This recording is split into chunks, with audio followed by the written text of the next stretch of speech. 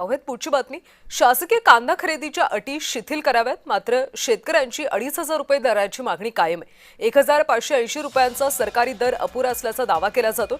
कांदा उत्पादक शेतकऱ्यांना दिलासा देण्यासाठी शासनाने एका आठवड्यात 2 महत्त्वाचे निर्णय घेतलेत. शासकीय कांदा खरेदी दरामध्ये प्रति किलो 3 रुपये 45 पैशांची वाढ करून तो 15 रुपये 80 पैसे इतका करण्यात आला असून खरेदी प्रक्रियेतील काही जाचक अटी शिथिल करण्यात आल्या. मात्र उत्पादन खर्च आणि सध्याची बाजार स्थिती लक्षात घेता हा दर अपुरा असल्याचं शेतकऱ्यांचं म्हणणं आहे. त्यामुळे बाजार समित्यांमधून थेट किमान प्रति क्विंटल 2,500 रुपये दरानं कांदा खरेदी करावा अशी मागणी शेतकरी संघटनांनी कायम ठेवली आहे.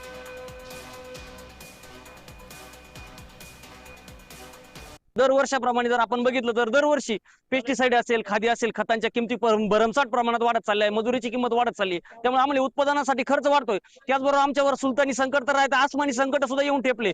खूप मोठ्या प्रमाणात गारा होत आहे, अवकाळी पाऊस होतोय, त्यामध्ये खूप मोठं नुकसान होतंय. त्यामुळे आमचा उत्पादन खर्च खूप वाढलेला आहे. अवरेज खूप कांद्याचा कमी झालेला आहे. त्यामुळे सरकारला विनंती आहे की त्वरित तो 2,500 रुपये क्विंटल दराने नाफेडद्वारे कांदा खरेदी करावा. उत्पादन खर्च ज्या वेळेस 25 ते 30 रुपये किलो पर्यंत जर पोहोचलेले आणि आपण शासनाने जर 1,500 रुपये क्विंटल जर कांदा खरेदी करणार असं, एक प्रकारे शासन सुद्धा शेतकऱ्यांची लूट करते का काय, हा सुद्धा शेतकऱ्यांच्या मनामध्ये प्रश्न निर्माण झालेला आहे.